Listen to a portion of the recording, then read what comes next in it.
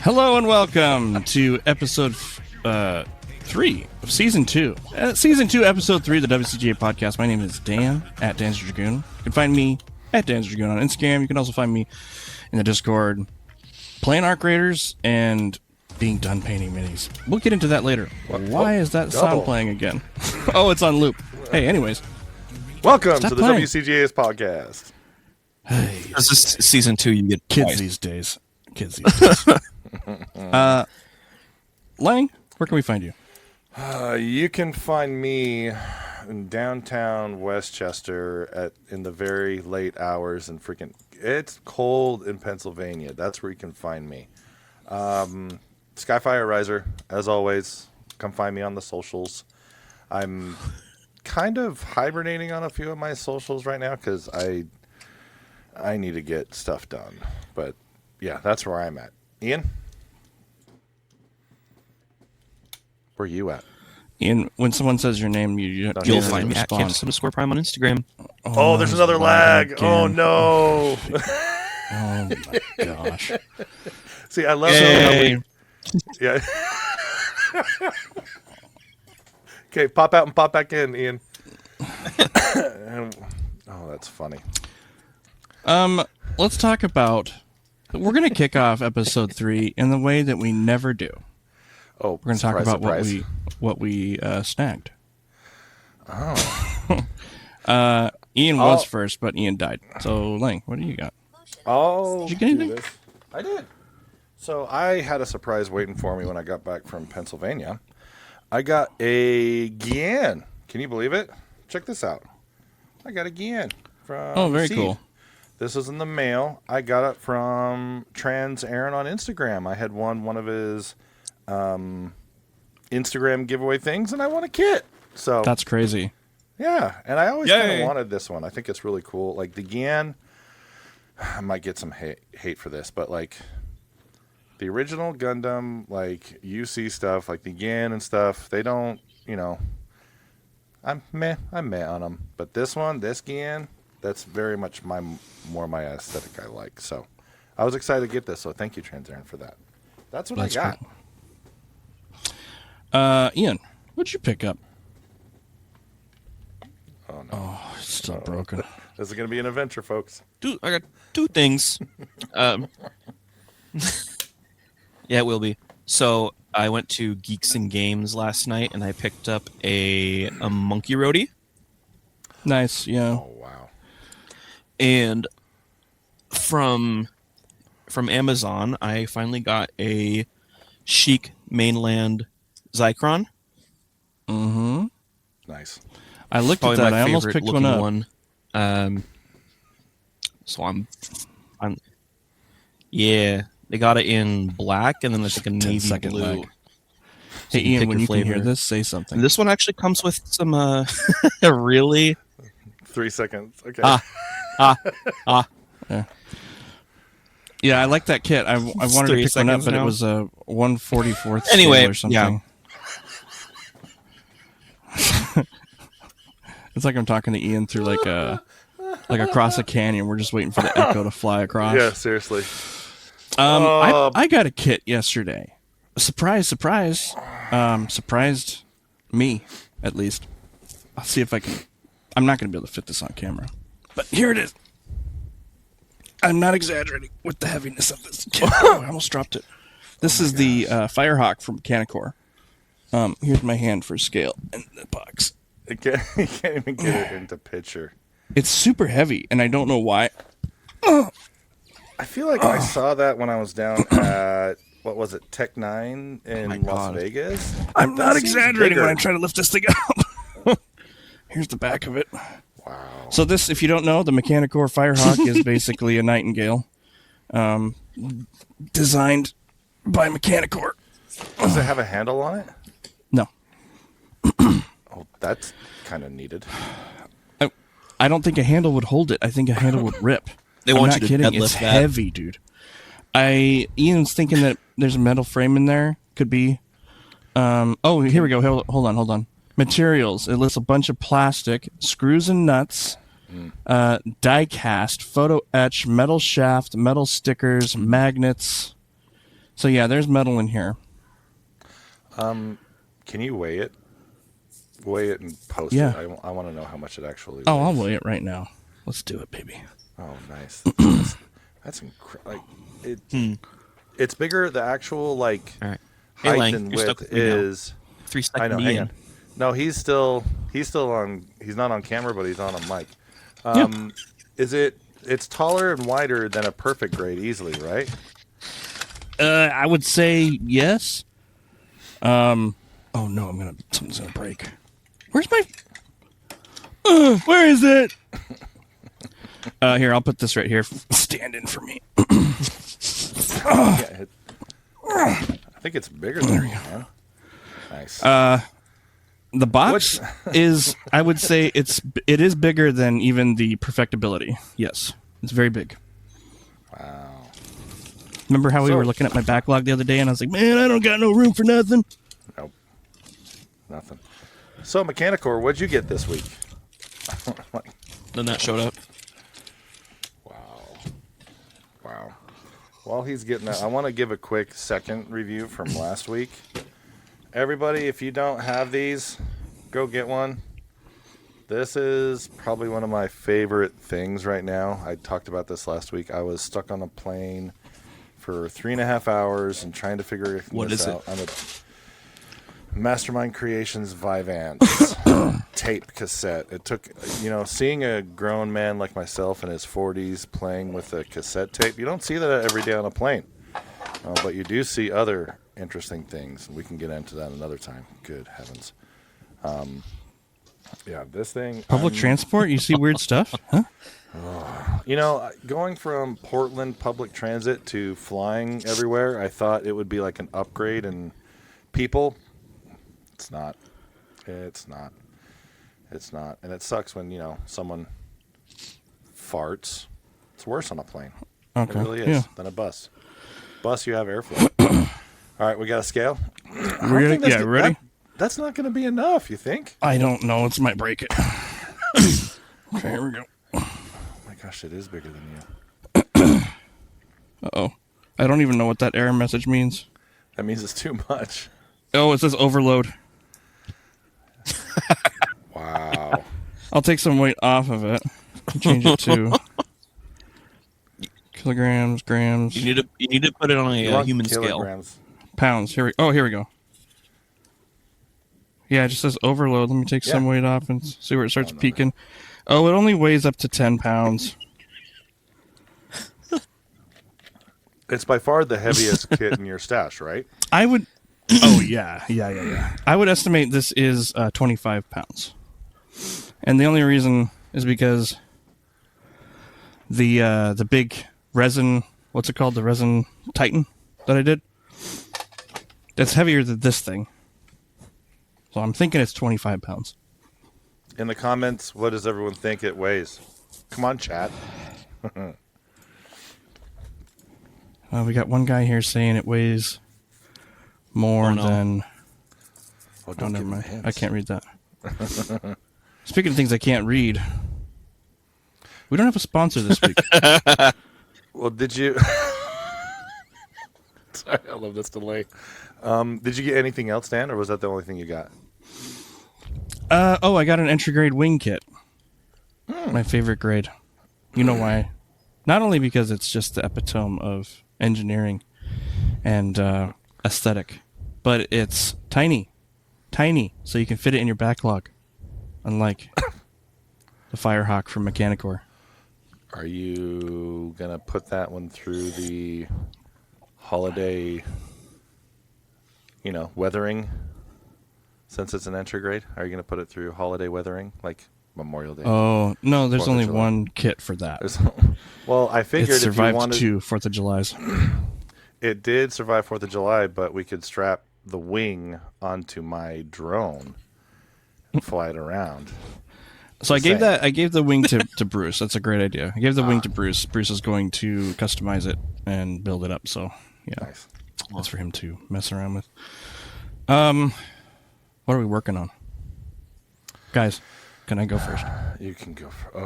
But no, because you're not working on anything, Dan. Why would you go first? Okay. But why are you not? Why are you not working on anything, Dan? I'll get to that when it's my turn. No, no. Go. Guys, I finished. I finished the minis. They're done. They're fully painted. This is a quarter of the minis that I did for this order, this custom order. This custom order was every single expansion, and all of the base sets for Hero Quest in one big order. And before that, I had two other Hero Quest main set orders. So I've been working on this stuff nonstop since before STGMC. So about, was it 2.5 months ish? I feel like it's longer than that. Maybe 3 months. Yeah.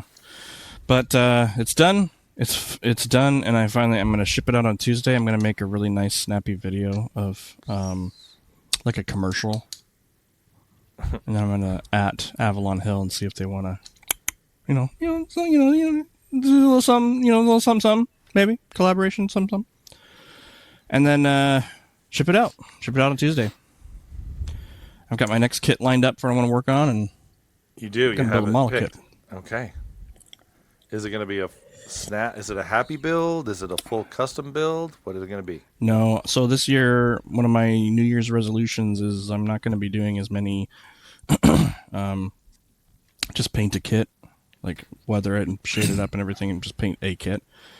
They're all going to be bigger, more involved builds. So this one is going to be the FM aerial with the Cosmos LED set. And it's going to be mixed in with the opalescent knockoff FM aerial.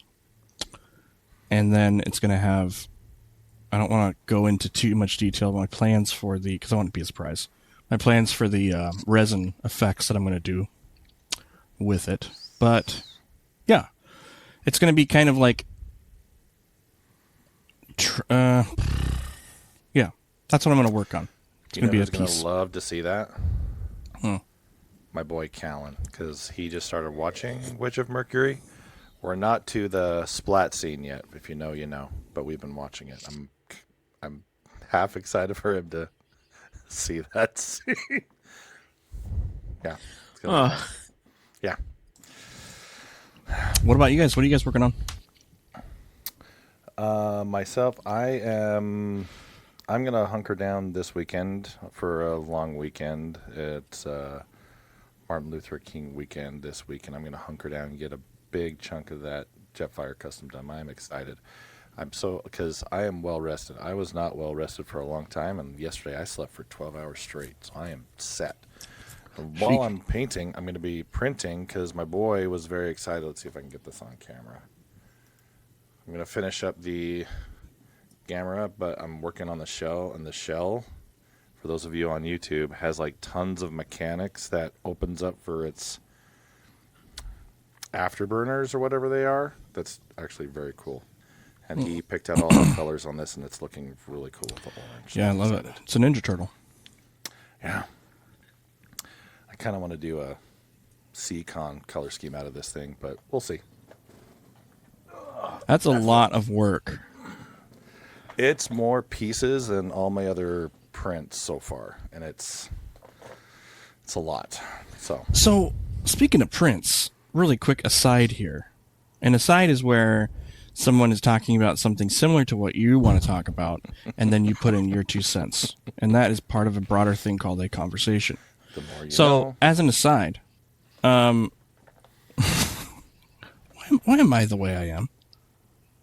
That's not the aside. Why not? But I don't understand Why it. not? Okay. Jonathan told me about. So I was 3D printing something, and he's like, "Oh yeah, what slicer do you use?" And I was like, "Oh, I use Orca Flash Forge." And he's like, "Oh, okay, blah blah." And then I'm like, "What do you use?" And he's like, "I use Flash Print." And I'm like, "Oh, okay, what's that?" And he's like, "Well, it's this and this." And I'm like, "Okay, so I'll try it out." That's what I told you about. Yeah, I know, but that was a while ago. Anyway, so we're looking at it, and I'm like, okay, I'll download it and try it out. And he's like, yeah, let me send you all Lang settings. And I'm like, okay. So he figures out how to export the settings and sends them over to me. Ever since I switched to Flash Print, every single print has been perfect. Every single one. Oh, that's interesting. Yes. I don't know, maybe Orca Flash Forge is more for like super like Crazy get in there and advanced, change yep. every little thing. Flash Print still has most of the same settings, but I don't something with the way it lays out the G code, which is the line of each thing. My printer is doing things I've never seen before, like the initial layer lines for the raft that it builds. If I do a raft or whatever, the raft is are completely squished. different. Yeah, they're squished and wide from Yeah. one, but It's the almost other like- one, It's Orca almost Flash like Forge, airflow and temperature control on the raft, right? nuts. Yeah, crazy. And my prints are just popping right off the supports instead of like getting stuck to them. Like I printed this little phone holder, and I just literally just went, and it just came right off the supports. A phone holder? What is that phone holder, Dan? Oh, let me tell you. So we are going to be giving away a buttload of phone holders at our tabling events. So we've got pink, okay, That's a nice. and it's got the that's WCGA. Can it do the thing, focus, idiot? Focus. Anyways, WCGA logo on it. We've got orange, Nice. and we've got. Oops! I ran out of filament. Orange red.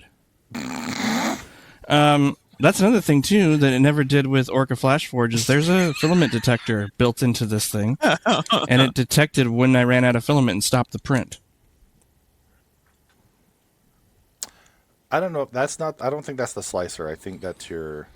Because mine doesn't detect when it's out. But It's never done that before. It would just stop. It would just stop. So I don't know. I'm just attributing it to the slicer because that's when it happened. glad you like Anyways, that one. yeah, I love it. So these little these are fun because, and I'll tell you why. Because we are mostly an online club, and when people come to our tables at our tabling events, and we're like, hey, come join us online. Here's a holder for your phone. Put your little phone on it and join our calls and hang out with us. So yeah, Nice. printer's been going burr. I have a shopping bag, a paper shopping bag, full to the brim. So I think it's like 30 something. Wow. Phone holders, and I'm done though. I think we give away 30. We'll be good. Okay. Very good. Ian, 3, 2, 1. So I've been working on the MGSD aerial. I've got the legs done so far. It's pretty cool. I like it. A nice color separation. I like that there's little they're not, what do you call them? The vinyl tube, varnish tube. That's the like the little threaded tube pipe pieces. There's some in the back of the knees here. I like seeing that. It's really nice armor separation when you bend it at the knee. Panels open up and everything. And I built the first section that you can swap the permit score out, so it comes with metallic red permit score pieces or metallic blue, and you can just open up a compartment and change it, unlike the full mechanics or the high grade where you have to go on to P Bandai and get the other version. This comes with both. This is the superior aerial model kit. Nice. I like it. Awesome. Very cool. Well, that's what we're all working on. What's next?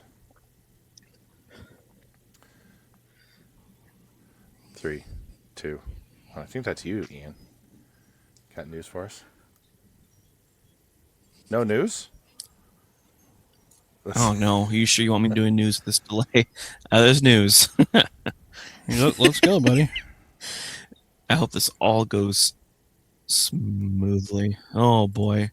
It will. 3, 2, 1. Oh my gosh.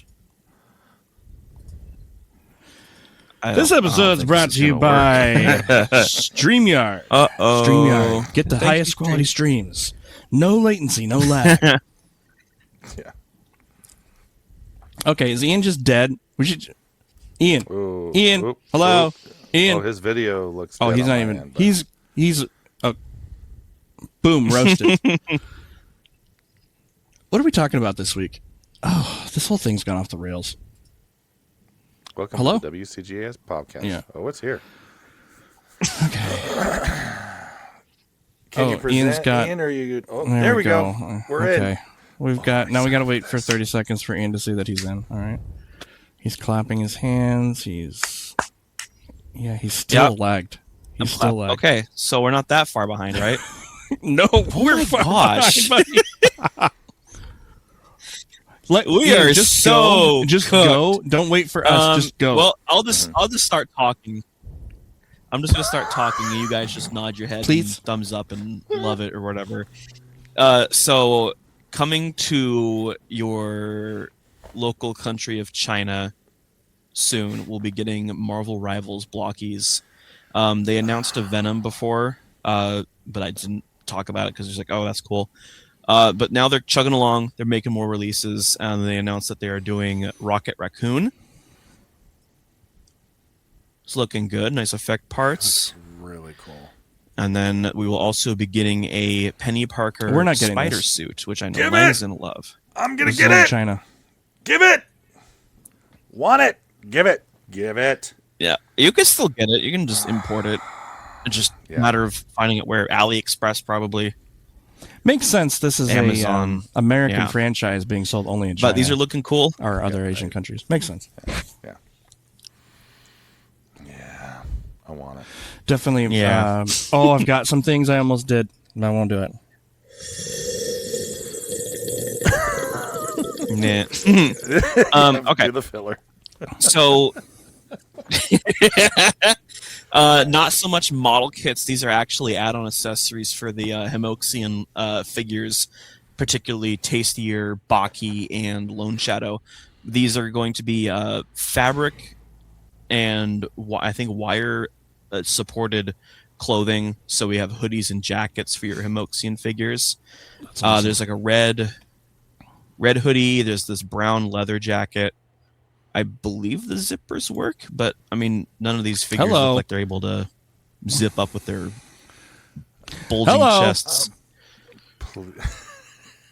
Oh yeah, Please, I love clothes on mechs. Like, give me more. Give me more. Like, man, I would love it. Yeah. And Give me a Himoxian giant, knocks it like, out of the king's park. robe. So I would love. Yeah. Yeah. There's the pause. So it makes these. Double them up too. Himoxian's such a good design. Yeah, you can layer over. I really like the red hoodie and the brown leather. Yeah, it's so go straight to. Probably a Lone Shadow.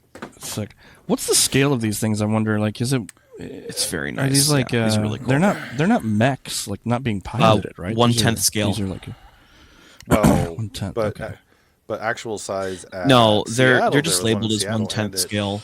But Okay. So you multiply that by 10, so it's like a. They're meant to 6 foot be tall, I would close imagine a 7 to- foot tall robot in real life. yeah, That's cool. right. All right, so we're not done with this figure. The Yingxian from Sunday Hobby. They're adding more stuff to this thing.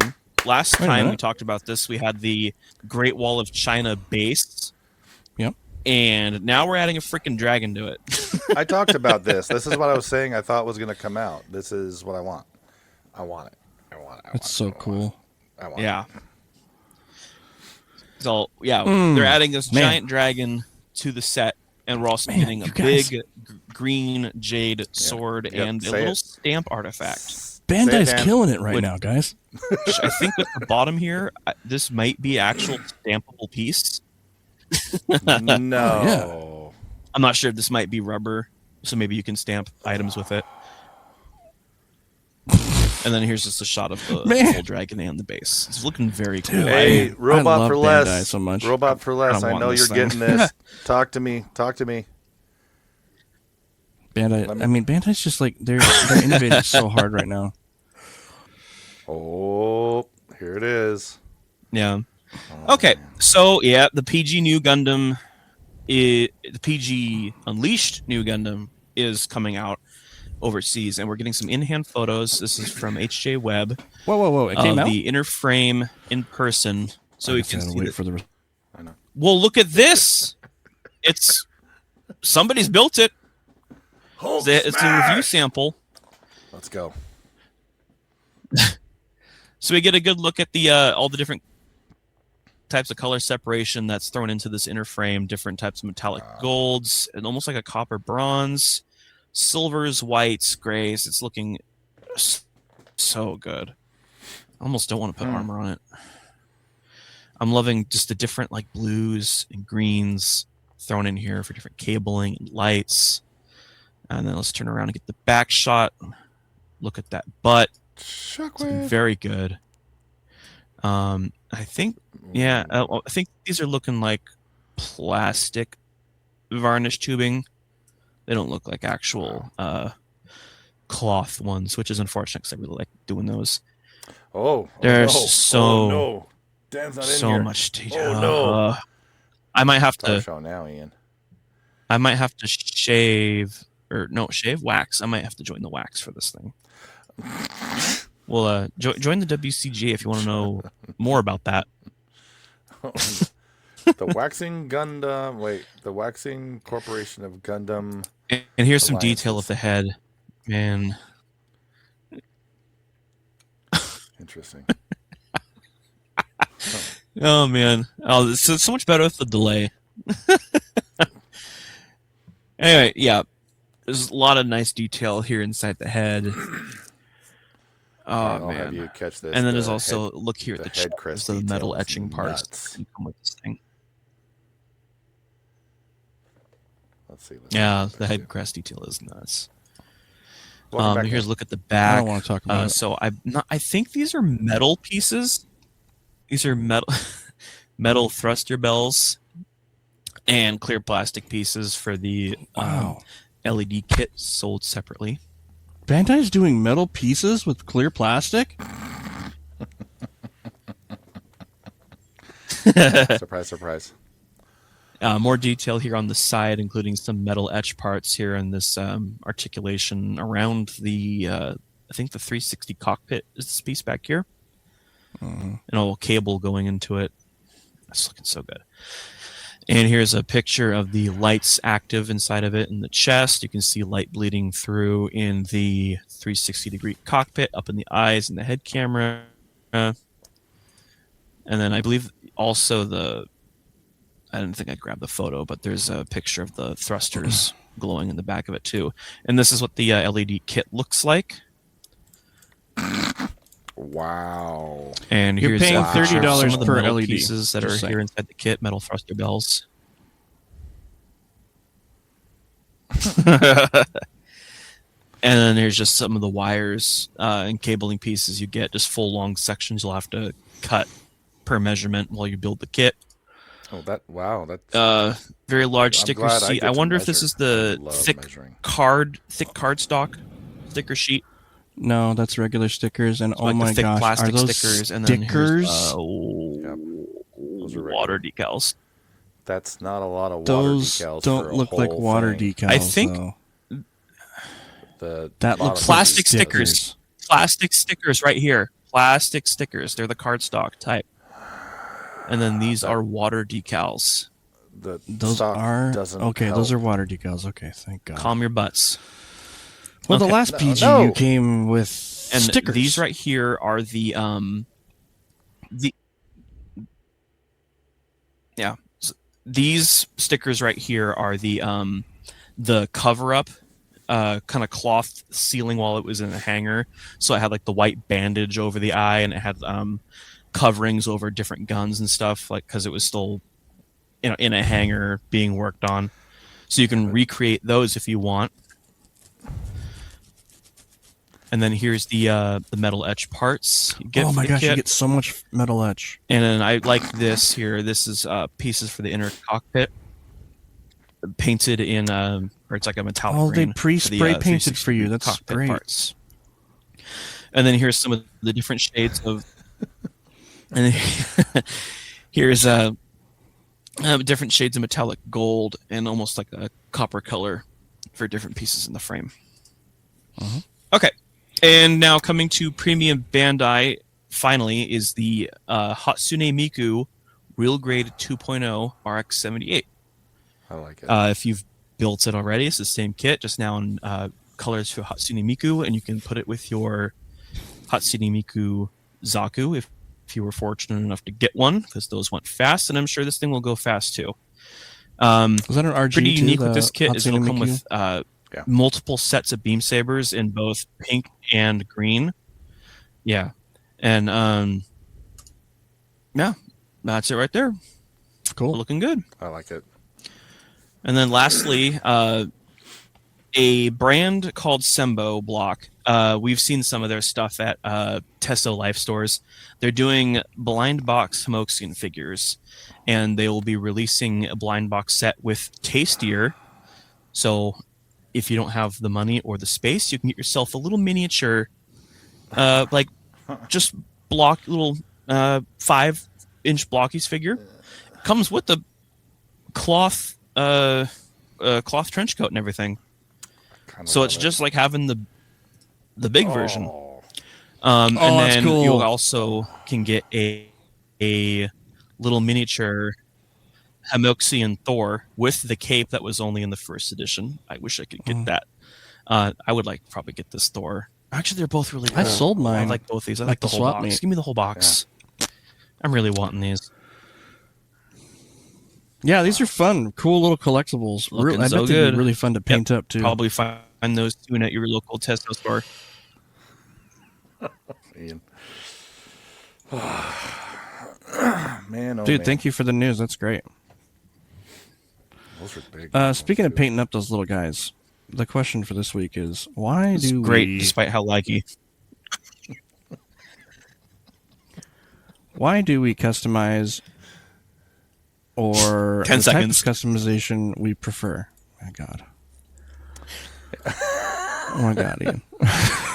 Yeah, we're gonna have It to is figure not out Ian's why. fault. Just so everyone knows, none of this is Ian's fault. I don't know what's going on. This is like the only program that we've encountered this issue with. Let's do this. We're gonna try this. Ian, once you hear this, you go first. And yes, you don't customize a lot, but We'll work it out. What do you prefer? Like, what do you prefer to see in customizations? Do you like certain ways, schemes, colors? What do you prefer? And then I'm gonna see if we can try something for you. Let it sink in. Let it soak in. Yeah. I like weathering the most. Make it grungy, not too grungy, just look worn, scraped, scuffed, maybe a little dirty in places it should be dirty, like if it's got legs, get the feet dirty. Tank treads, dirty those up. What did you think of But that? like, I'm not a big fan sorry. of the full-on like candy coating and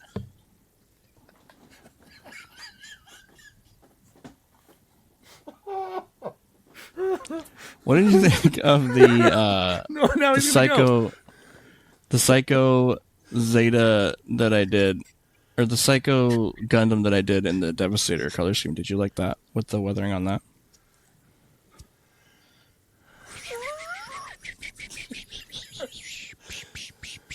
yes. Okay. I was wanting to give that to you, Ian. It was part of my plan when I first built it was to give you that kit. If you do appreciate it and you do like it, Okay. then I wanted to give that to you.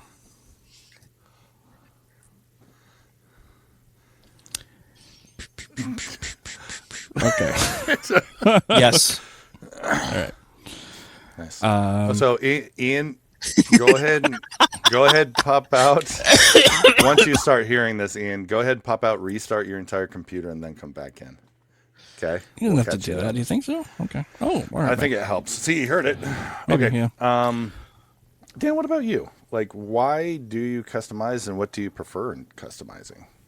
Honestly, I don't have a specific aesthetic. I think if a customizer is doing whatever they're doing, if it's done and executed well with whatever that vision is, I'm here for it.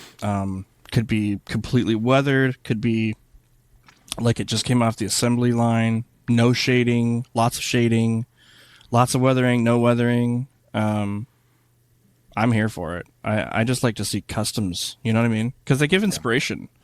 Somebody has something that they do with their kit, like whatever it is, whatever they're aiming for. It inspires Yeah. me, inspires other people. For me, like when I'm planning a kit, the way that I weather or don't weather, or the aesthetic that I go with, is all dependent upon the story I'm trying to tell with that particular kit. So I don't have like a set style. I've done a little bit of everything, and I appreciate all those things. I definitely go through periods where I'm like, oh, I really like this look, so I'm going to do the next set like this, or the next one like this, and so on and so forth. But for me, it's always changing, always evolving, and it's always dependent upon, what I'm trying to achieve with whatever the dio is or the story I'm trying to tell. With when you say the story I'm trying to anyone say that, I never understand how to do that, and I'm very what's the word, like I'm very intimidated with that aspect of gunpla building, because you see mine and everyone knows, and like I like crossovers. Like, what's your story? I put a Teenage Mutant Ninja Turtle driving a Barbara. Well, yeah, I mean, it. yeah, But the crossover, like it's so obvious to see, oh, that's what you're doing, versus right. other ones it's more elaborate, which I appreciate. But when someone says like you need to have a story behind it, I just get slack-jawed and like, oh my gosh, that I still don't get that perfectly, but we're getting there on that. Yeah. For me in customizing, I love to switch all the colors.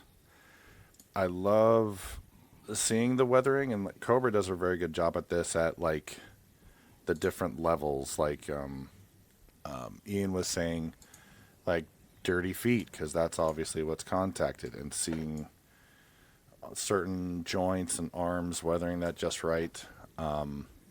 Well, let's be clear. He didn't say he likes dirty feet. We don't want to get that out there. But he didn't say he didn't either. True. I just don't want him to start getting DMs. One thing I did love with yours, Dan, still to this day, I love, even though like I say I love switching all the colors, when you did changing on some of the metals on the Exia, that's still one of my faves. Because it still it almost changed by just a little bit. It changed a lot, and I love seeing that. Yeah. With another one that was at SCGMC, that Gradius ship, seeing something I've never seen before, I love seeing that. Like, I never would have thought of that. That's wonderful. That's something I aspire to, is making something people would not have thought of before. Yeah. I think that's why I stick with crossovers, because not many people think of crossovers. The majority of modelers like to kind of stick a little closer to the original. That's totally great. Me, I like getting a lot more colorful. The one other thing I like, how do I put this? A lot of the international and high-end builders, for example, third place this year, U.S., was it George? That amazing diorama kind of side view one, right? You know what I'm talking about?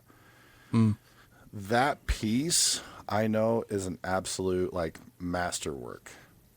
For me, I would never think to do that, because I, as a builder, wish people could see all around it, and that little space in between the hangar and stuff, I want to see that. So these big elaborate builds, I wish I was like a microscopic drone that could see the inside and things like that. Like I don't think to build like that.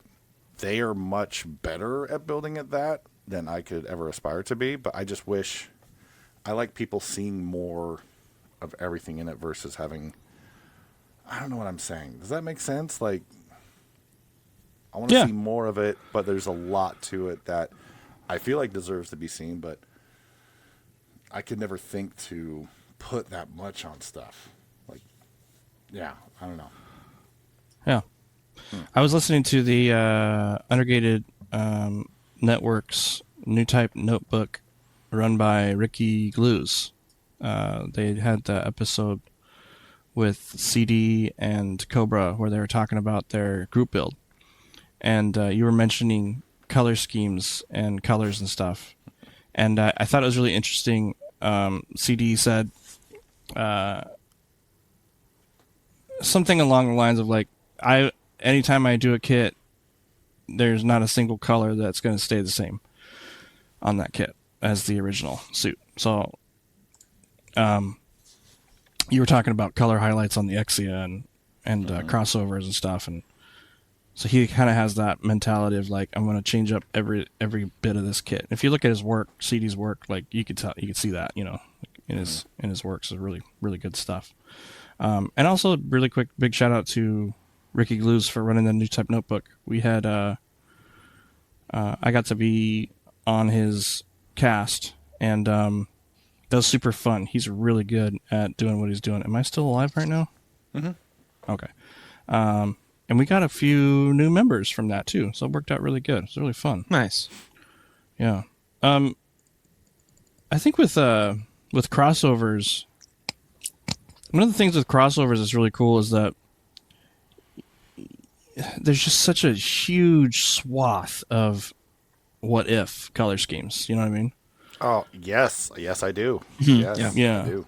So like any franchise, any product, you know, and especially when a builder finds a kit that fits the aesthetic of that. Like there was a guy on Reddit, and I'm not going to remember his name because it's been a while, but he did a couple crossovers with different suits, and one of them that really sticks out was I think it was the Kasi from Hathaways, and it was done in a Doritos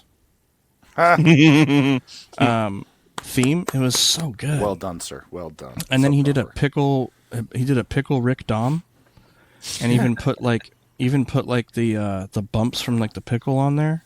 It was so well done. So crossovers are really fun to look at and be like, oh my gosh, because you should if it's done well, you can instantly tell what the crossover is. You know what I mean?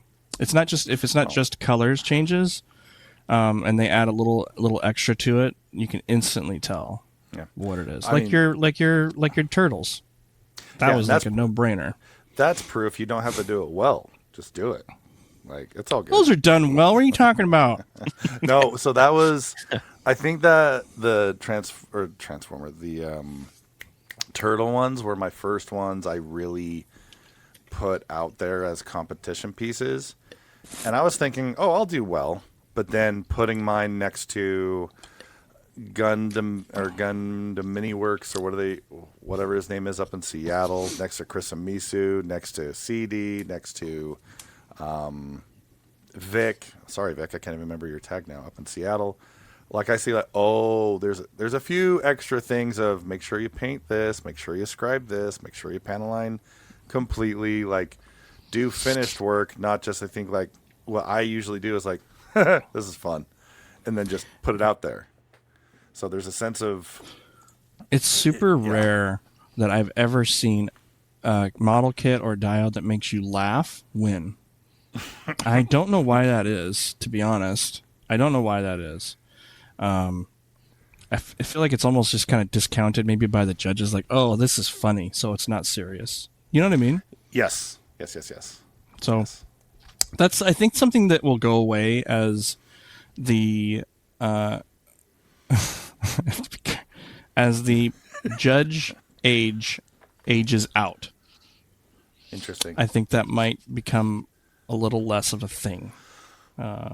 Because if I saw, like, there was this guy, I think it was at Seattle last year, Seattle IPMS, had a Cookie Monster build. I freaking love that Cookie Monster. It was done so good. And just because it was Cookie Monster, I think it just kind of was like, okay, it's funny, so we're not going to really look at this one too much. That's a shame. No, I think the ages of I don't think there's a lot of older generations that do the Gunpla categories. Oh, they judge them. Not at all the shows, but at a lot of the shows. Yeah. Okay. I think it's. Well, I mean, you agreed. There's definitely some type of thing there where it's like if it makes you laugh, it's not taken seriously. I could see that.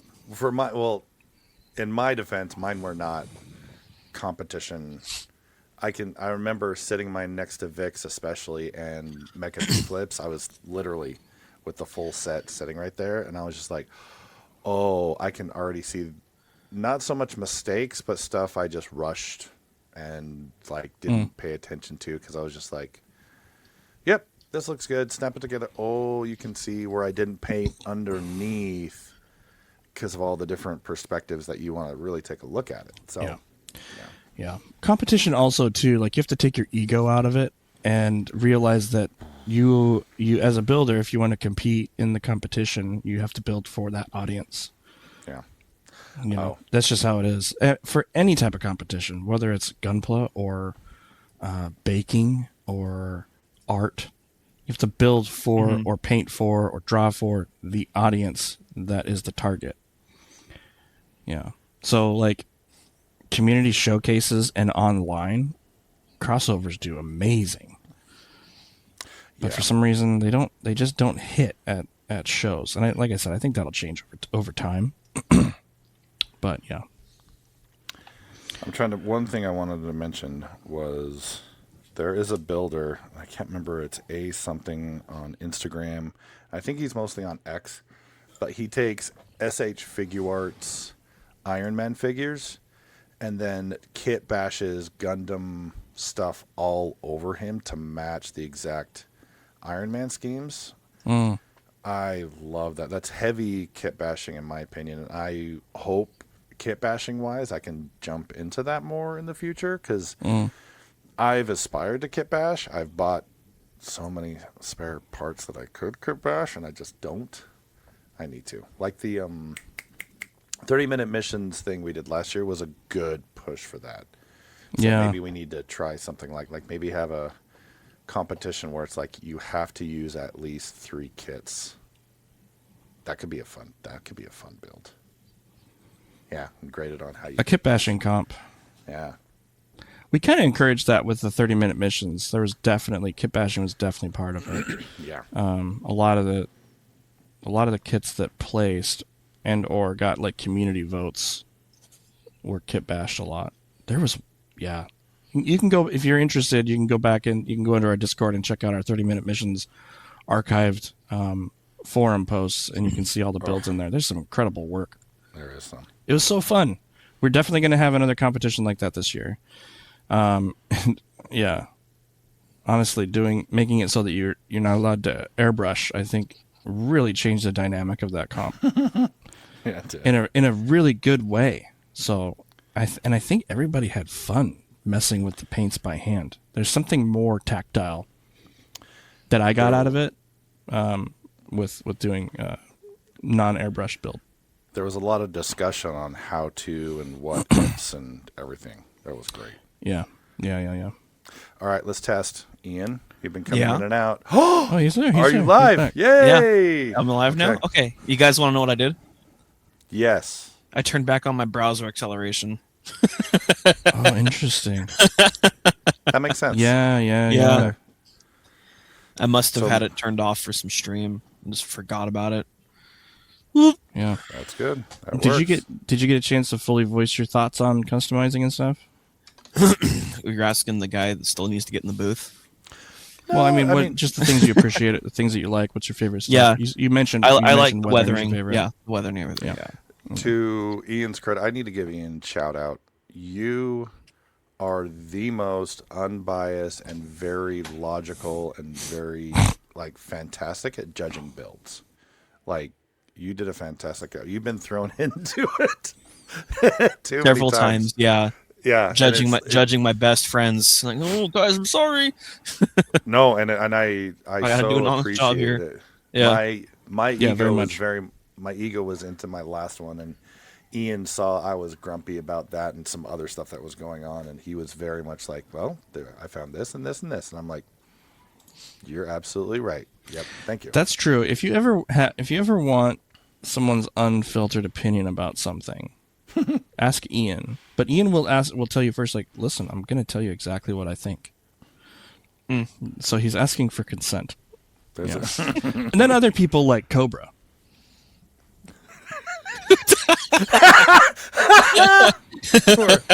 Even if you don't ask for it. Love you, Cobra.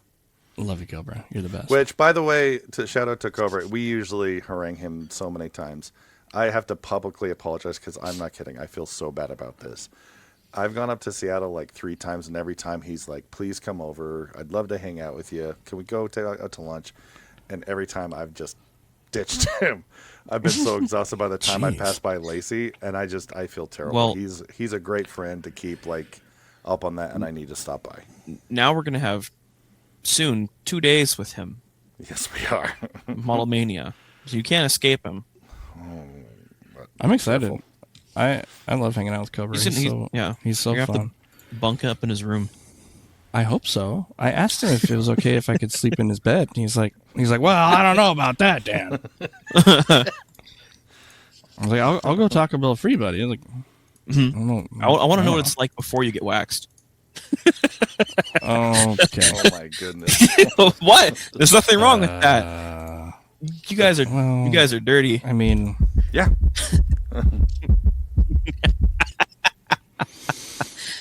Oh man, what other questions we have? Where we at?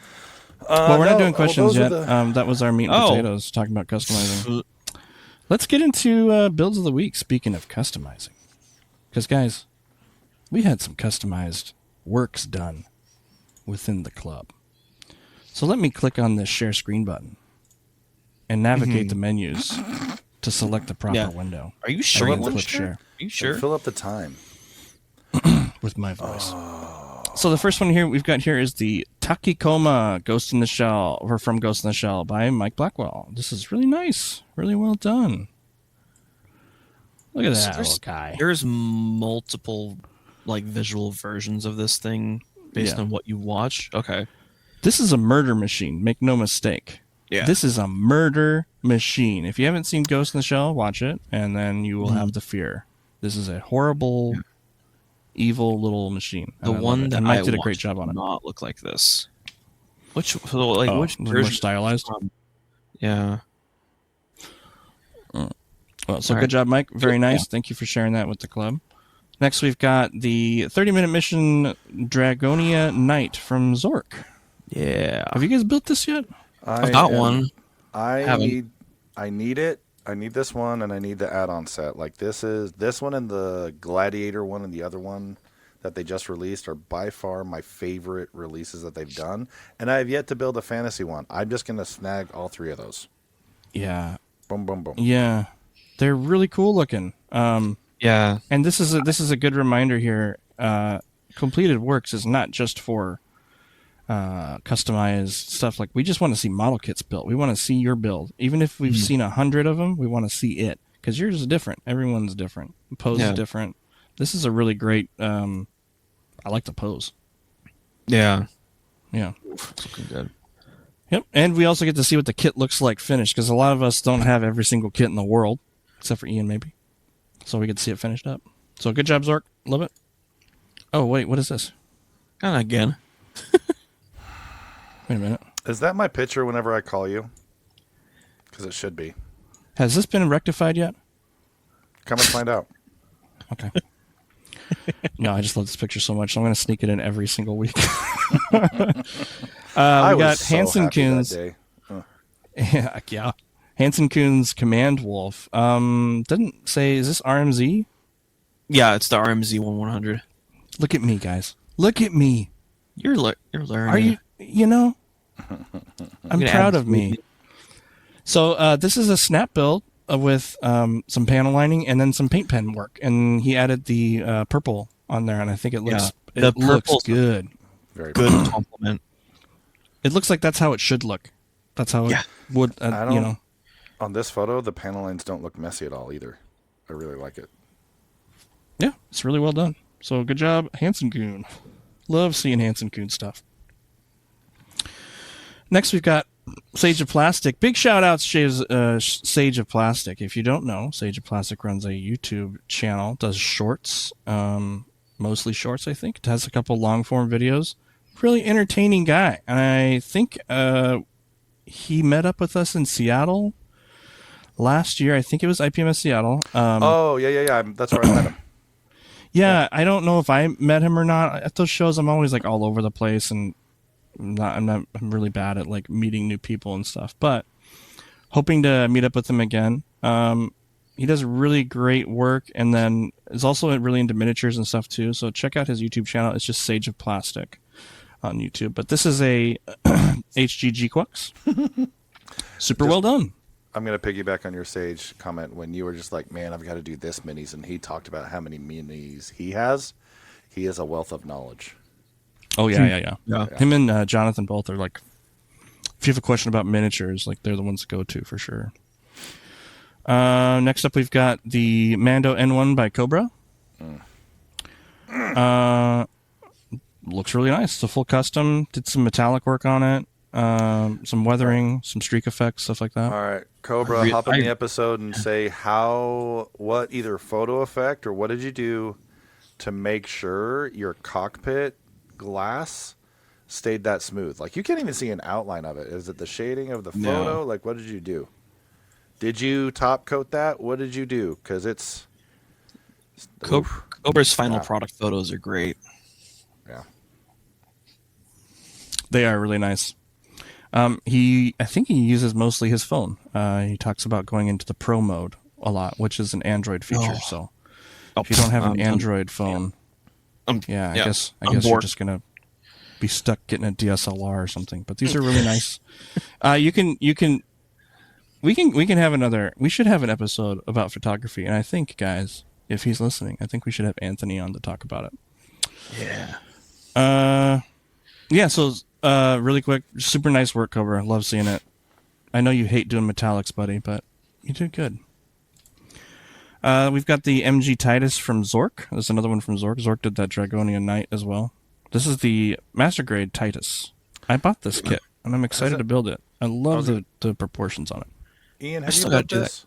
I have the clear version from when we did the Gundam base trip. I still need to.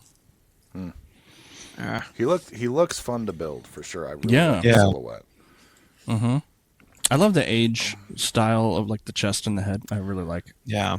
Did he do panel lining on the head? It looks like a little bit, maybe a little bit of detail. Or does it come like that? Oh, that must come like that. Part separation. Yep. Yeah, part separation. This isn't top coated. It's just snap built. So you can get this exact look. It's a great looking kit. Oh yeah. I'm excited to build it. It's a little bit older though, isn't it? It's like an older. I think it's 15 years old, probably. Early 2000s. 2010. Okay. Early 2010s. Because it was 00 Unicorn and then Age, just like boom, boom, boom in the early. Before, yeah, and I've never watched Age. Is it good? I hear it's good. It's off. The appearance is off-putting. It looks very intended for younger audiences, but then it gets more mature. Oh, is that the one that has the like Studio Ghibli style? It's kind of very for kids look. Do you know the story in it? Can you give us like a 15-minute story pitch? Okay. Yeah, no, sure. Age and X 15 are second, the I two mean, shows I've 15 not minute. watched. I need to watch still. Yeah, same. Let's do a watch party. Sounds like fun. I have X on Blu-ray. Every time I see one of these built, I am like, this person went through a lot of work to get this thing built. So this is by Ditalcian. This is the MGEX Strike Freedom. He mentioned that this is the prettiest kit he's ever built. So big ups. It's got all the decals on it, panel lining. It looks fantastic. What a beast of a kit. Both of the MGEXs are beasts. No, I sold it at the first swap meet we had 2 years ago, and I sold it for a really, really, really, really low price. But the person who got it benefited from that, so whatever. Yeah, no, but I wanted to get rid of it, and they wanted it. Yeah, Just do you regret not having it, like, because you see these and they look really good? No, because dude, my backlog is so full. Like I can buy this. I should buy kits when I'm gonna build them. Not like this. So the mechanical. Not like every other purchase I do. So no, I don't regret not having it in my backlog because honestly, you can buy one. That's not like they print them pretty often. I think, although the MGEX Unicorn hasn't been out for a hot minute. It had like a little trickle this year, but not. Yeah, it was like late summer, early fall when a few came out and they were just gone. Yeah. Well, yeah. Yeah, so great work, Talcian. This looks awesome, dude. SD Gonetsu Karakurishi from Double Zeta. This is Erlingson's work. Let me ask you a question. Aside from Erlingson's work, which is always awesome to look at and enjoy, how is this a Zeta? How is this a double Zeta? Oh, where's the double Zeta in here? Where's the double Zeta? I see it in the crotch.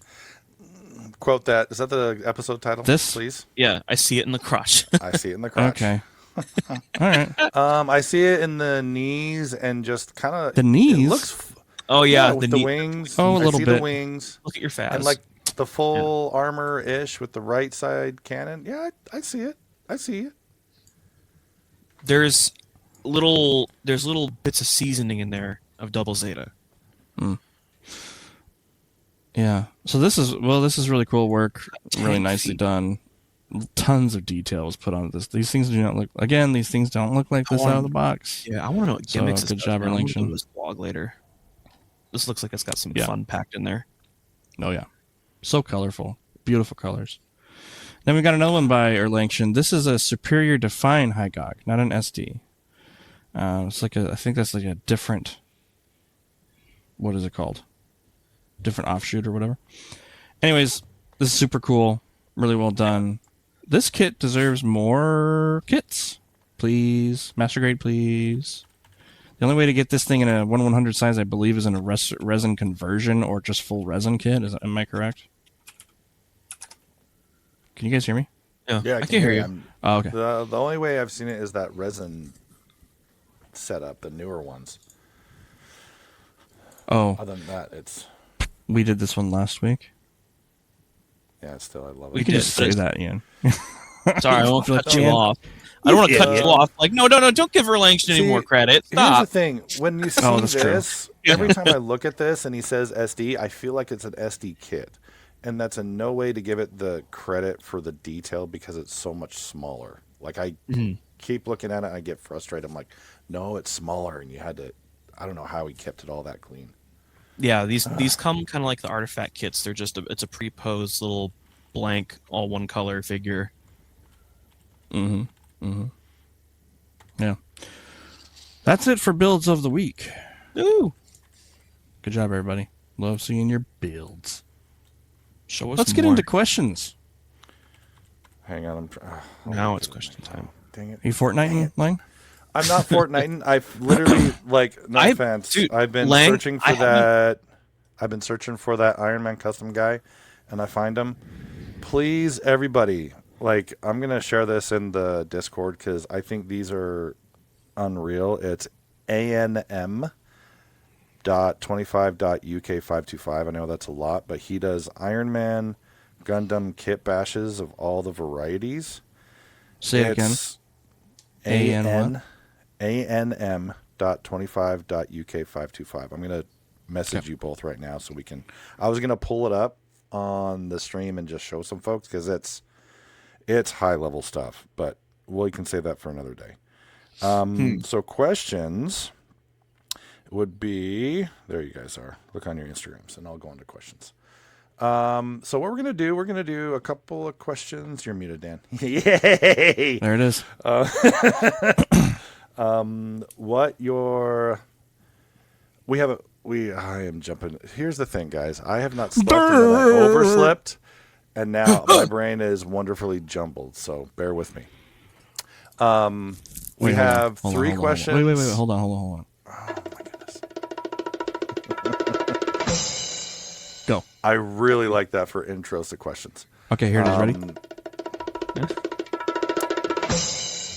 So this week we had a few questions from both our Discord and from our Instagram account. So we're going to hit everything. Yep. Mm-hmm. What is your process for picking a color scheme? I'll jump in if you don't mind. I'll do two things. One, I'll either shout it out on my Instagram and make a whole swath of ideas that people throw out. I'm one behind, but I'll get tons of great ideas and color schemes that are very random. For example, people have said like, yep, make this the color of pizza. Or another one was just use these colors, but use them in any way you like. And that helps get me snowballing with color schemes, which I really like. Or I'll go crossovers or stuff I already have planned. I have two sets after this Evil Jetfire that I thought of myself. They're within Gundam crossovers. So kind of like my Psycho Riser, which was a double riser painted in a Psycho Zako from Thunderbolt color scheme. I have two more projects upcoming that are going to be like that. That's for me. What about you guys? Well, not so much a good question for me. Yet. For me, Yeah. I always have like whenever I start a build, I have a vision in my head of what it's going to look like, and I just do that vision. I just do that color scheme. Well, I got a question for Dan, and I'll answer it too. How much does that change during the building process, if at all? Never. Really? Yeah, no, I can visualize. I visualize in my head what the finished product is going to look like, and I just do that. Sometimes there's been a couple of times, maybe 2 or 3 times, where I look online for inspiration, but I always feel like when I do that, I'm like clouding my own creative process for what I want to do. So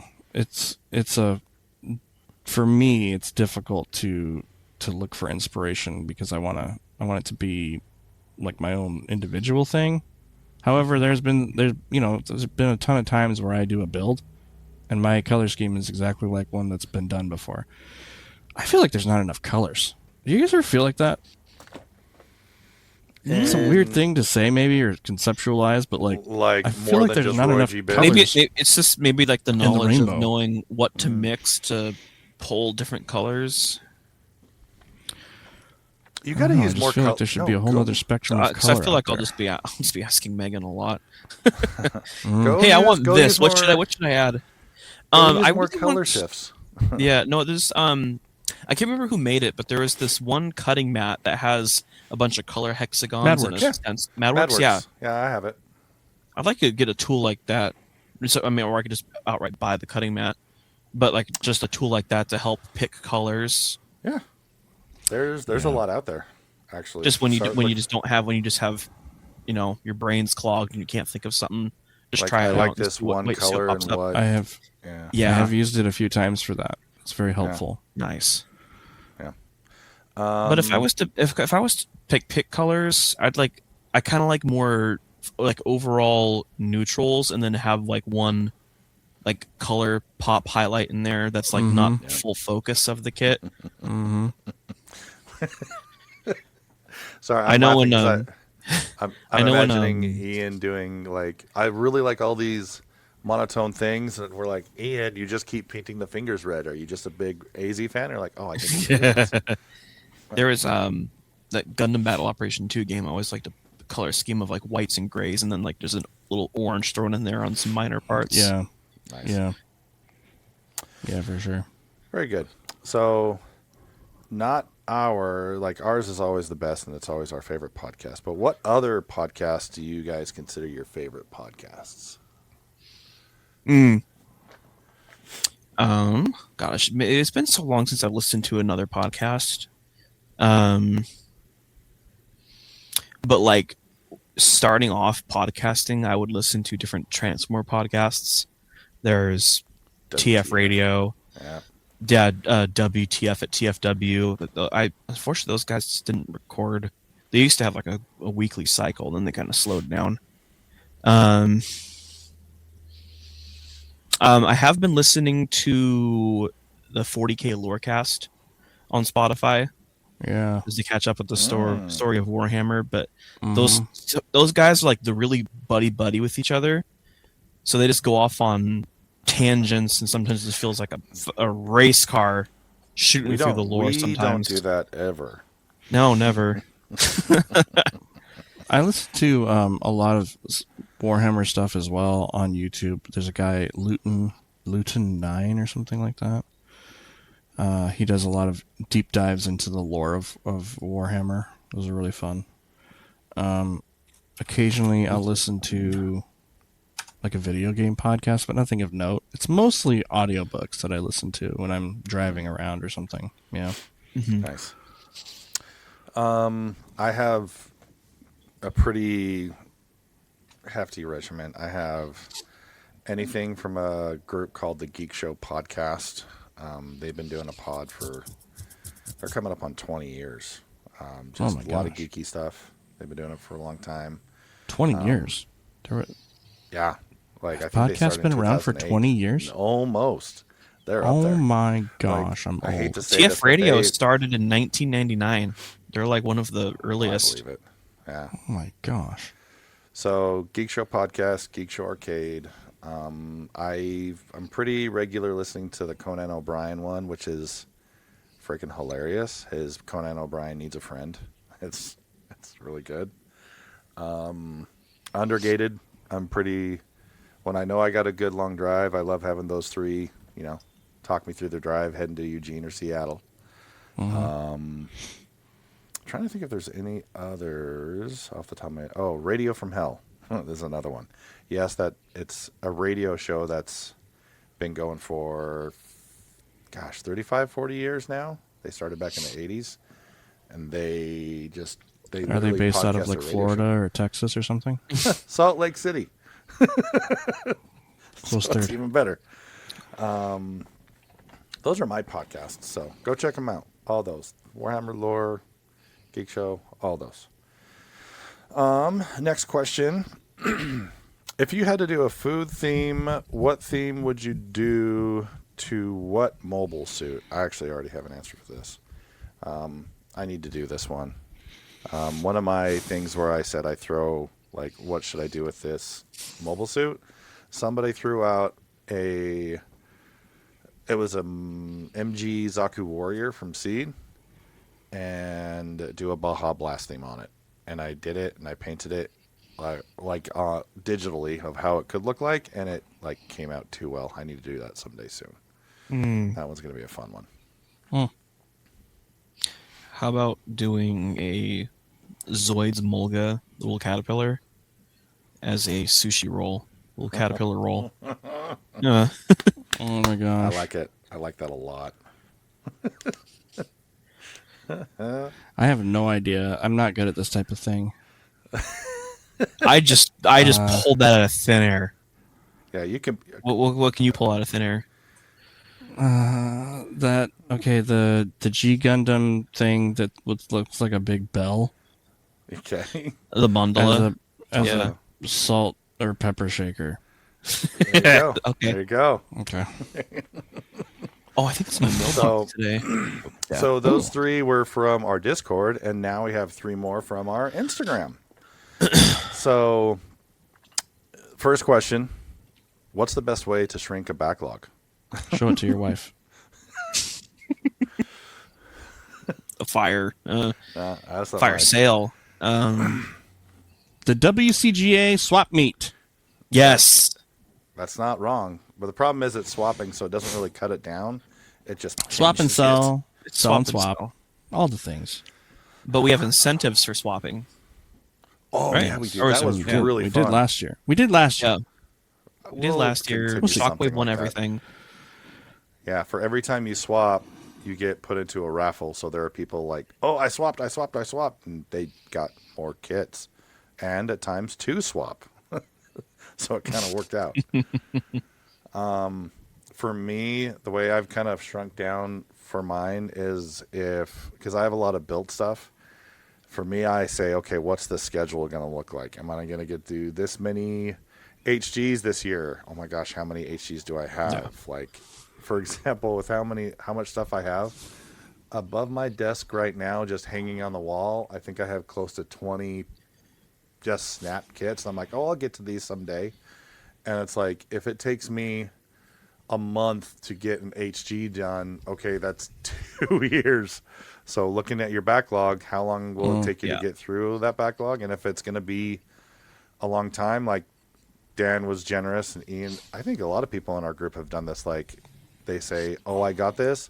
There's no way I'm getting around to it. And so they give that or other ones away. Yeah, the concept of time, will I ever get to this? And then I've been using the whole marine condo. Is this mobile suit giving me joy? I don't know. I kind of just bought this on a whim because, I know it's rare. It hasn't been reprinted in a while. Grab it. Yeah. I don't ever do that. So I don't know what that's about. How much joy do you get with that Firehawk holding that? Is that a lot of joy? No, it's anxiety. It's anxiety now. I didn't know it was going to be that. Here's the thing. There's nothing wrong with having a big backlog. My backlog is a problem though now because like my garage space is very limited, and I just don't know where I'm going to put it. But it shouldn't go. Here's the thing: it shouldn't go in the backlog. It should get built. This is not a happy kit right now because it's not being touched. Happy kits are touched. This one's not being touched. It's sad. It's a sad kit. I've got a lot of sadness in my backlog. Is it sadness, or when you look at your backlog, do you get excited? Because I'll come in, I'm like, I don't know when I'm going to build, but I just like looking at it because it's like, okay, I got stuff to hold me over. I'm like way past that feeling. Way past it. So part of it too is like, where am I going to put? Listen, I would have to take over this entire office and dedicate 50% of it just to shelving to put up all the kits that are in my current backlog. So like, I shouldn't be buying any more kits because I am already maxed out. But I'll continue to do it because it's part of the hobby.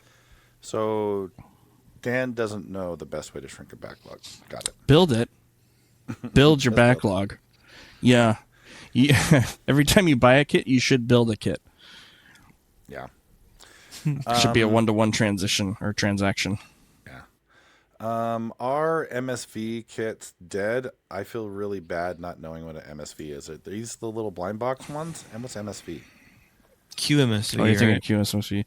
MSV is, isn't it the mobile suit manga? Variation. Mobile suit variation.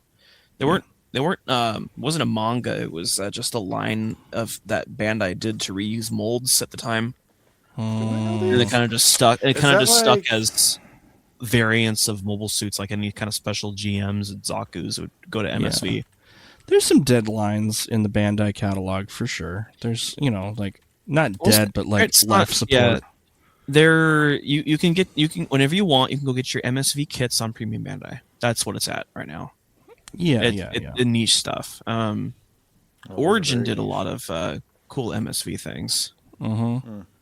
I think that was like the last big major retail outing for it. Yeah. The thing with Bandai and the thing I learned in the hobby early on is that nothing's ever dead with Bandai. They will pull something out of nowhere randomly. Sometime if it's not an HG, you might have to wait a while. Bandai really likes their HGs. 100. Breathe, damn it. That's what they are. That's what they're making go burr, so if you like HGs, then you're happy with Bandai. If you like anything larger than 144 scale, you're going to have to go third party because third party is just taking that over. Yeah. Good call. However, just really quick, there's a buttload of kits from Bandai that they still print all the time that are master grade or bigger. So, I mean, you could be collecting for a long time before you own everything that Bandai's ever done. So kit lines are never really dead. They just kind of go into hibernation. I wish they were more public with the reprint schedule, besides relying on one guy on Reddit. They stopped doing it because of scalping. They're trying to help the scalping issue. And to be fair, Bandai's done a really good job of that with the P Bandai stuff. Pre-orders, it feels like if you want a P Bandai kit, you can get one without having to sit there and go tick, tick, tick, tick, and refresh, Yeah. refresh, Oh and grab gosh, it. Like that was I haven't had any problem pre-ordering a hell. P-Bandite kit in a year and a half. So 2020, 2021. yeah. It was So- like 5 minutes and it's gone. So they've done a really good job of curbing that, and I think that's part of their broader strategy with not releasing reprint schedules. But if you want, you can go on to Reddit and Feral404 on there, and he's one of the mods on that. I think he's one of the mods on that Reddit. Yeah, no, r/gunpla. Oh god. Okay. Posts a reprint schedule, and the reprint schedule is not a schedule; it is a list of kits that retail stores have the ability to buy. So they get stores get from their distributors get a list of kits they can order, and he has access to those kits. So based on, like in Japan, they're accurate to basically when it's released, when that schedule or that thing is released. So then we just wait about 2 months before they filter over here. So you can kind of see a little bit ahead when something's coming. And he highlights the ones that are rare or haven't been printed in a while or are desirable. So yeah, it's a really good resource. Yeah. The only variation of that rule is if you order from You Suck at Gundam Store. Yeah, they pre-order everything. They'll gladly take your money. So, and then, I mean, and then don't ever ship it to you until there's a whole that we could do a whole episode on how to safely shop on that web store.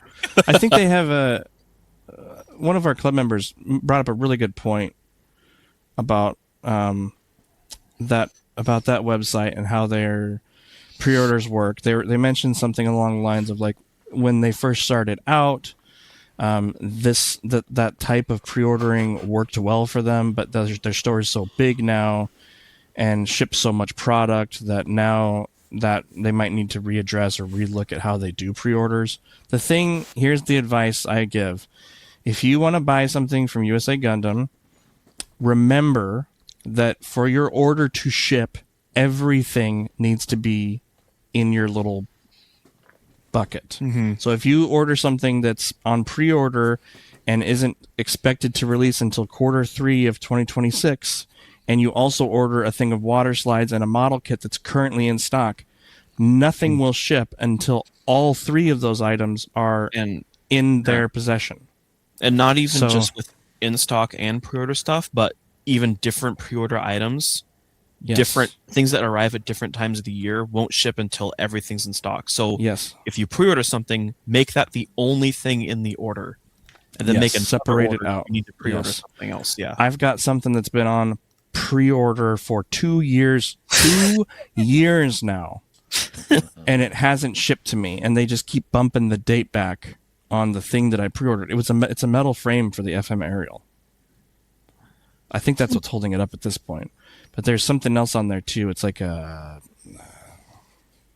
don't know. Anyways, yeah.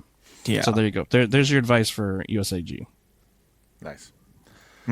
Last but not least, what is your model wanted Grail kit? Yeah, mine popped back up into my feed recently. It's going to be the high grade GPO1 full burn-in, the Linkin Park Thousand Suns collab. I really want that kit. What's the eBay price on it? Have you Last time I saw it was 200 unbuilt. Oh, dude, that's not bad. What are you doing? It's not. Well, I just Linkin Park. Do it for Chester. Come on. When's your birthday? Oh, it already came and went. Shoot. Well, next year. September. Okay. All right. I want to look right now. What's your guys's? You know what mine is. Do we want to say what it is, or are you scared if we say it out loud? Don't. Okay. But it's still sitting there. That's it. Grail. So I feel okay. Let me ask you this, Dan. Like, what out of your backlog that you have right now? We just clean up on aisle Ian. In your backlog right now, what do you feel is still the most Grail kit you have, or is it still the one I think it is? I think it's your MGO. Yeah. It just got a reprint. Tons of people have it now. People are building it. People are complaining about how much it sucks. It's still. I don't know what it like when I first started this hobby. That was the kit that I couldn't get, and it just wasn't in reprint for years, and I bought it. I feel like I paid a really good price for it, and I still do, from a club member, and got a good deal on it considering how much it was going for. You know, when it was out of print. It's a red label, so I'm probably never gonna build it. I would rather buy a new one and build that than that guy. So I feel like that's just gonna sit in my backlog forever. Would you? Which is funny because, yeah, go ahead. I was gonna say, you've said you're like scared to build it, but would you, with that fear, would you be like, that one's gonna sit there, I'll buy another one and build it, so I never build that one in particular? Or is it all? Yeah, I have like an emotional attachment to that thing, for sure. Yeah, everybody's got a kit. Maybe everybody's got a kit where they're like, it's not just like, oh, I have this kit, I love this kit, but it's also like you have a emotional investment in that unbuilt kit. Do you have that? Mine was, it was the 00XN riser setup, and I was too excited. I snapped it, built it, had it on display for ages, and the more I looked on it, the more scared I got of customizing it, but I just bit the bullet, did it, broke one of the swords in the building of it, and then put it up for competition last year. And maybe that's why I haven't been building and painting as much, because that, not quite as much as yours, but I did have that feeling a little bit. Yeah. Now, do you still have that, or did you ship it out? it's shipped out. It's down in Southern California now. Yeah. It's on proud display. Do you think yours is currently that PG Trans Am? Oh, I love that all the time. And yes, I do have the fear of building that one, because I want it. Tell me if this is the same fear, because I want to build it. I don't want to just snap it, but I also don't want to do anything to it, because it's the Grail. Like, it's Right. I feel like there's not a week that goes by that I think, okay, I want to build it. I want to paint all of the inner frame, because the outer frame is the Trans Am. You don't want to mess with that. And maybe I'll do part of it, the Trans Am clear, make a really cool display out of it. I don't know.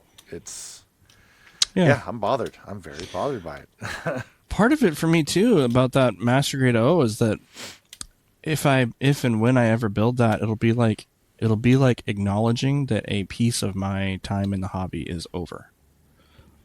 Does that make sense? Over? No. Mm-hmm. For me, it feels like it's... this thing was in my backlog for a long time, and it's done now. It would be a milestone for me in the hobby, mentally, a mental milestone. That's interesting. I see it as like more like a capstone. Like that's your, I don't know. Oh gosh, I didn't even think about this too. I didn't even think about this. Oh no. There's 3 kits in my backlog that terrify me. Okay. Is that okay? Out of those 3, where does this one place? Your MGO top? It's yes, the MGO is most likely never going to get built.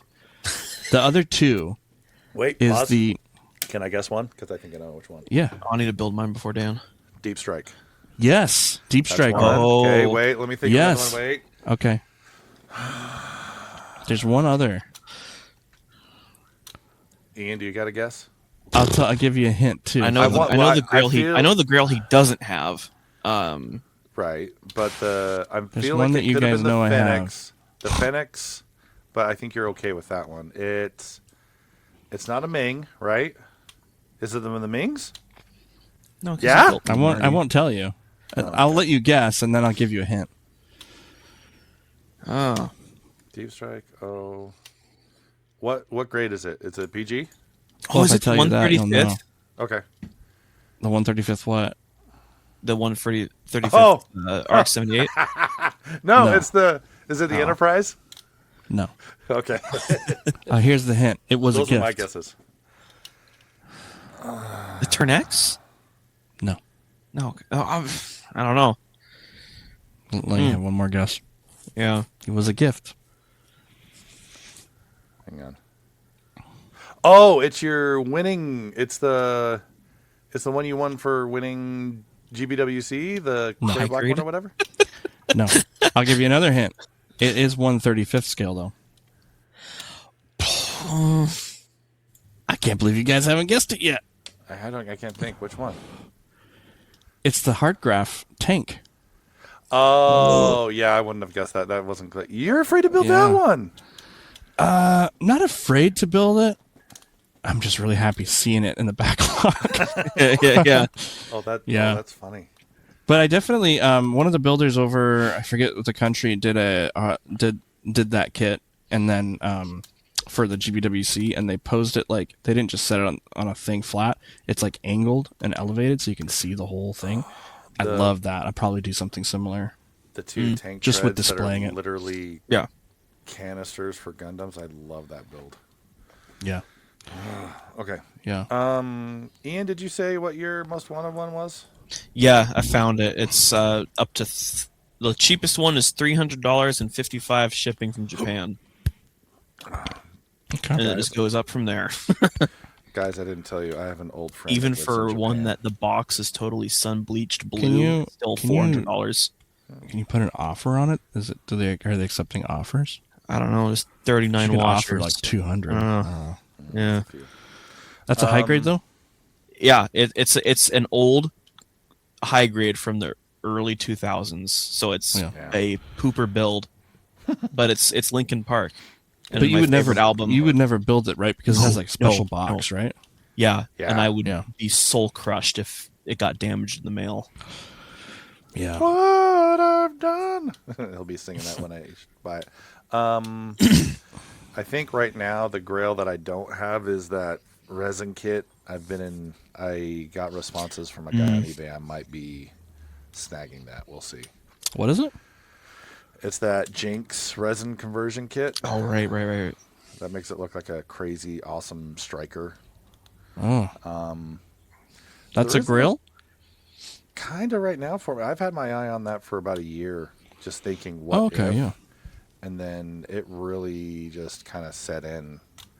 A lot of those moto nuclears that coming out, though, depending on prices, those might become. They might get a little sheen on them, making them feel a little graily, depending on prices and availability. But my Trans Am, I love that thing. Yeah. And actually, I'll be honest, I have a PG Zeta that's starting to feel a little graily in my backlog. Like, Oh no, build it. See, but Build it. you can't tell me to build it when it gives that same like it's happy to be there. You know?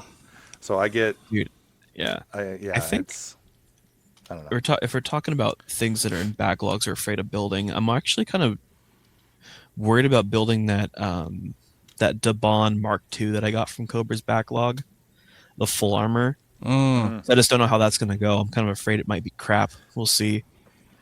Also, Some of those, early third party can be interesting. the 1/100 Solomon, because that's just a super detailed and lots of pieces. I kind of worried about that one not going smoothly. What's the most expensive kit in your backlog game? For like how much I spent on one. What it's Or the currently actual- going for? It would be the Neo Zeong, Oh, Which version, red or the red narrative? one. I've got the red one, yeah, That's yeah, and then probably the Dendrobium would be second place. yeah. Interesting. Very good. So, folks out there, what's your grill kit? Let us know on the podcast thread or stuff like that. It's fun to hear whose grails are where. And I was even searching for folks because I'm traveling a little bit, and I sent somebody a message saying, hey, I found the kit you were looking for. So let us know. Could be fun. Let me ask a question really quick. Sometimes I'll see posts like, I grabbed one of my grails. Isn't a grail supposed to be the kit? I would say it's the Yeah, unless people have kit like, a right top then. five. Yeah. Right. The kit Oh, right okay, at that okay. time. Like for me, oh jeez. I didn't even know there was a Trans Am version PG for a long time. Like I was unawares, and then when I knew it was there, it became even more of a grail. 'Cause it Yeah, was even harder to I was. find. Yeah, I used Yeah. to be like that too. Like I got my grail finally, but it's like no. It's just a white whale. Like I know what my grail is now, Oh, actually, and oh, that's like the goal. So anything else that's not it is just So if a, you were a to get the catch. Lincoln Park kit, that That would would be be like that would that would be be the the grail pinnacle of your until you find something else. yeah. Just because it's like meaningful, Yeah, like the most meaningful kit that I could get. wow. yeah, yeah. Rare, collectible, unique. Yeah. Yeah. Checks all the boxes. I have another answer because I've kind of wanted it, but it's almost I really don't want to build it because it's so rare. The FOMO is because of the rarity, and that's that Trans Am Quanta that we saw down in Oh Southern yeah. California. That's been tempting, but it's like Uh, if I bought it, I've built it, I've had it, I've customized one before. It's like I don't know if I would even want to build that or not. But Yeah. Yeah. And What a fun yeah, hobby after where we have after things Linkin we Park buy. Gundam, after Linkin Yeah. Park Gundam, it would end up being like a Zoid that I've messed with from my uncle's collection that I would want my own of. Wait, And what? yeah, Your uncle has a collection of Zoids? yeah. One of my uncles, or several uncles, had a bunch of the Zoids from the '80s, and I've messed with some of them, and I that's fun. wish I could mess with them again. But I know that they are literal like grails for a lot of people, a lot of Zoid Oh collectors. wow. Is he interested in ever one of selling his stuff to you? I saw him. I saw him over Christmas. I kind of wanted to bug him. I just didn't feel it was right at the time. Hey, you want to hold on to your Zoid still? Talk to me. One of them was Yeah. one of them is called Mad Thunder, which is a giant motorized like took D cell batteries to power this thing. Whoa! I gotta look this up. Yeah, I am Mad too. Thunder. That was the biggest Zoid I had ever messed with at the time, and I would really like to have my own. Oh my gosh! It's a Triceratops Yeah. with a huge gun So when, coming out of its head. as it walks, there's like a drum on the back that rotates, and then its horns spin like drills when it walks. Careful, Dan Or might that's just steal one of the all modes. them. That's right up his alley. His horns are Gatling guns. No, they're drills. They look like Gatling guns, so either Those look one like sounds Gatling awesome. guns. This is a by Tommy. Mm-hmm. Yeah, one of the old '80s Sorry, Zoids. Tommy. I love the box art on this thing with like the soldiers running underneath it. That's fun. That's super cool. Well, we know Ian's grail. His Zoid grail. Very cool. Well, those are the questions from this week. Keep sending questions. I know I'm a little bit behind on updating some of ours because after I had said send questions and people won for best question, we had a bit of a tsunami. So I got to go back and take those. So thank you for all of them.